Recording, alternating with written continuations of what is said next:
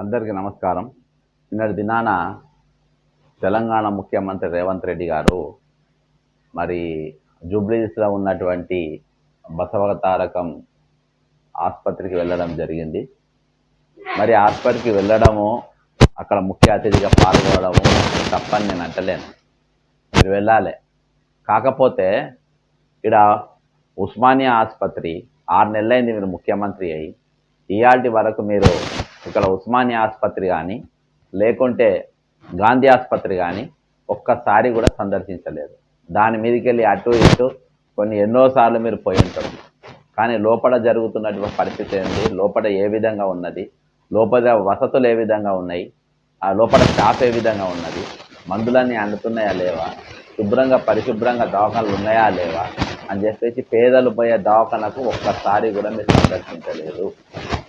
కానీ ఈరోజు మేము తప్పుపడుతున్నది ఏంటంటే, వీటిని వదిలేసి ఈరోజు మీరు టీడీపీ ట్రస్ట్లో నడుస్తున్నటువంటి మీరు బసవతారకం హాస్పిటల్ పైన ఎంత శ్రద్ధ ఉందో అంత శ్రద్ధ పేదల ఆసుపత్రుల పైన కూడా ఉండాలంటారు. వరంగల్ ఎంజిఎం హాస్పిటల్లో 6 గంటలు కరెంట్ లేక పేషెంట్లు స్టాఫ్ దాదాపు నరకయాతన పడ్డారు.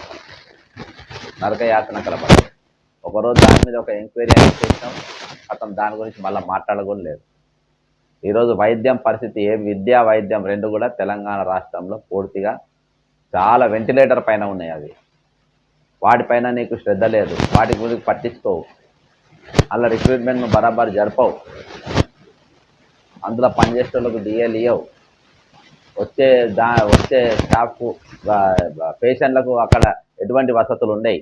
రావు సార్ గాంధీ హాస్పిటల్లో వీల్చైర్ల పరిస్థితి ఎట్లున్నదో, పేషెంట్లు ఎక్కించుకొని వాళ్ళే నూక్కుంటూ పోయే పరిస్థితి, పేషెంట్ కుటుంబస్తులు స్టాఫ్ లేక అంత కాంట్రాక్ట్ స్టాఫ్ ఉన్నారు, వాళ్ళు నూకరు. వాళ్ళు కళ్ళారా మేము చూసినాం అటువంటి పరిస్థితులు.